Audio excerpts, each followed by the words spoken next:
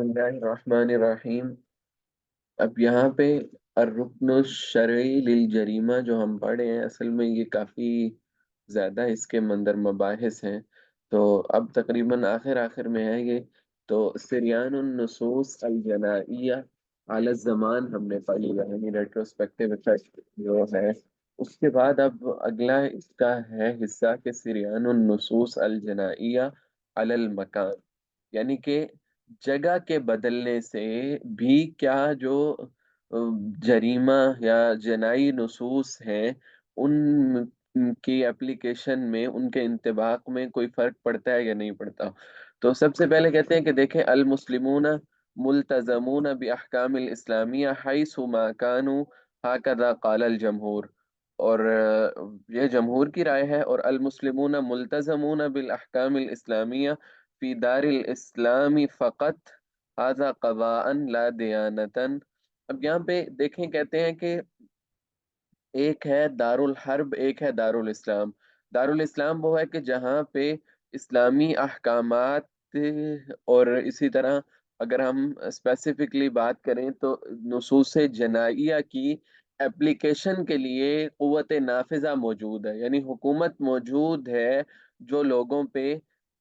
اس طرح کی جو نصوص ہیں ان پہ عمل درآمد ان سے کروا سکتی ہے۔ لیکن دار الحرب وہ ہے کہ جہاں پہ مسلمان اکثریت میں نہ ہو، کافروں کی گورنمنٹ ہو، وہ ظاہر ہے ان کے اپنے معاملات ہوں گے، وہ اس پہ عمل نہیں کروائیں گے۔ تو امام ابو حنیفہ رحمہ اللہ کہتے ہیں کہ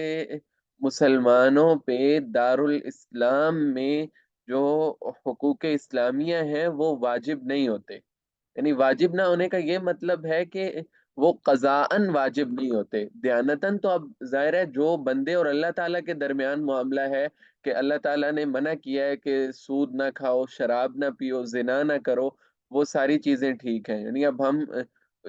نصوص جنائیہ کو پڑھے ہیں نا، باقی نماز وغیرہ وہ تو ہے ہی ہیں، تو ان سے بچنا دیانتاً تو اس کو بچنا پڑے گا، ظاہر ہے اگر ایسا کرتا ہے تو یہ اتنے بڑے بڑے اس کے جرم ہے، وہ گناہگار بھی ہوگا، لیکن اس کو سزا کا کوئی اس کا وہ موجود نہیں ہے طریقہ کار، تو لہذا قضاءً اس کی سزا نہیں ہو سکتی۔ لیکن جو جمہور کی رائے ہے وہ کہتے ہیں کہ دیکھیں، چاہے دار الاسلام ہو چاہے دار الحرب ہو، تو مسلمانوں پہ جو احکام شرعی ہیں وہ اسی طرح لازم ہوں گے۔ اور باقی جہاں تک یہ بات ہے امام ابو حنیفہ رحمہ اللہ جو کہہ رہے ہیں کہ قضاءً واجب نہیں ہوں گے، دیانتاً ہوں گے، یہ اگلی بات ہے، یہ کوسچن آف فیکٹ ہے، کوسچن آف لا تو یہی ہے کہ جہاں بھی ہوں گے یہ جرم ہے تو ان کی سزا ملے گی۔ لیکن یہ بات کی بات ہے، لا کا اس سے کوئی تعلق نہیں ہے کہ کیا ان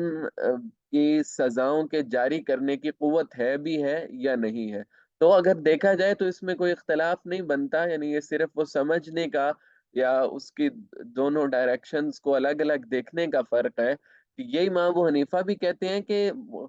دار الحرب میں بھی ان چیزوں سے بچنا ہے، اور جمہور بھی کہتے ہیں، اور جمہور بھی یہ کہتے ہیں کہ دیکھیں وہاں پہ سزائیں نافذ نہیں ہو سکتی، کیا کون کرے گا سزائیں نافذ، اور امام ابو حنیفہ کی بھی یہ رائے ہے۔ تو لیکن یہ فرق ہے کہ وہ تھوڑا سا مطلب اس کو دیکھنے کے اعتبار سے فرق کرتے ہیں۔ تو اسی لیے اب دیکھیں، امام ابو حنیفہ رحمہ اللہ کی رائے ہے کہ لا ربا بین الکافر والمسلم فی دار الحرب، کہ دار الحرب میں کافر اور مسلمان کے درمیان ربا نہیں ہوتا۔ اب اس کا مطلب یہ نہیں ہے کہ کیا ربا جو ہے وہ دار الحرب میں مسلمان کے لیے سود کھانا جائز ہو گیا، یا پھر اس کو کوئی گناہ نہیں ہو رہا اس کا، بلکہ اس کا معنی یہ ہے کہ دیکھیں، دیانتاً تو وہ گناہگار ہے ہی ہے، یعنی دیانتاً جو فیما بینہ و بین اللہ، جو بندے اور اللہ کا معاملہ ہے، لیکن قضاءً کیونکہ مسلمانوں کے پاس قوت نافذہ نہیں ہے تو وہاں پہ کوئی فرق نہیں پڑے گا۔ تو اب جہاں پہ جو ہمارا اصل ٹاپک ہے کہ دیکھیں، امام ابو حنیفہ کی رائے کے مطابق مکان کے، جگہ کے بدلنے سے احکام میں فرق آ رہا ہے، کہ جیسے ربا جو ہے وہ دارالاسلام میں تو قضاءً ٹھیک نہیں ہو سکتا، یعنی اس کی سزا ہوگی، باقی سارا کچھ ہوگا، لیکن دیانتاً وہاں پہ ہے، قضاءً نہیں ہے دارالکفر میں۔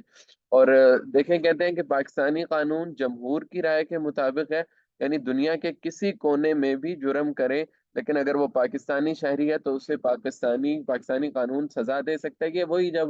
مطلب ہم وہ اپلیکیشن لاز کی پڑھتے ہیں کہ مطلب پی پی سی کہاں کہاں اویلیبل ہے، تو اس میں یہ بھی ہوتا ہے کہ پاکستان کی ہر ہر جگہ میں اور پاکستان کے کسی بھی شہری پہ، تو یہ پھر آگے پھر وہ کوشچن افیکٹ آ جاتا ہے کہ اس کے پاس ڈوئل نیشنلٹی تو نہیں ہے، یا پھر یہاں کی ظاہر ہے اگر اس نے ختم کر دی ہو تو پھر بھی نہیں ہوگا، یا اگر وہاں پہ ہے تو اس کو لائے گا کون، کیا معاملات ہوں گے۔ لیکن یہ ہے کہ اگر کوئی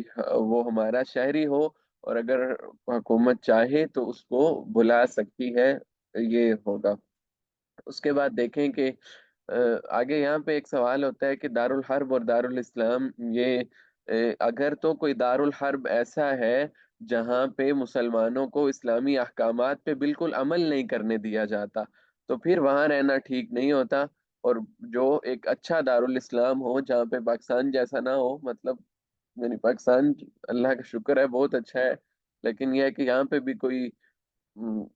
اگر دیکھا جائے تو بہت زیادہ فرق نہیں بچ جاتا۔ لیکن مطلب یہ ہے کہ مسلمان کی زندگی کا جو مقصد ہے وہ یہ کہ کم از کم جو دینی لحاظ سے اللہ کے احکامات ہیں ان پہ عمل ہو سکے، تو وہ اگر کسی جگہ پہ نہیں ہو رہا تو وہاں سے پھر اس کو ہجرت کر جانی چاہیے۔ تو یعنی اللہ تعالیٰ یہی کہتے ہیں کہ قالوا الم تکن ارض اللہ واسعۃ فتہاجروا فیہا، کہ اگر اللہ کی زمین وسیع نہیں تھی جہاں پہ ہجرت کر جاتے اور اچھے اخلاق کے ساتھ اچھے اعمال کے ساتھ زندگی گزار سکتے۔ پھر کہتے ہیں کہ یہ بھی ایک اضافی چیز ہے کہ دارالکفر کی پھر دو قسمیں ہو سکتی ہیں، کہ دارالحرب ہوتا ہے اور دارالمعاہدہ ہوتا ہے، یعنی بیسیکلی دو قسمیں ہوں گی، دارالکفر اور دارالاسلام کی۔ پھر آگے دارالکفر کی مزید دو قسمیں ہو جائیں گی، کہ وہ دارالحرب ہے یا دارالمعاہدہ ہے۔ حرب کا مطلب کہ جن کے ساتھ مسلمان جنگی پوزیشن میں ہیں، اور معاہدہ کا مطلب کہ جن کے ساتھ ہمارے کوئی معاہدات ہوئے ہوئے ہیں، تو وہ بھی کچھ کچھ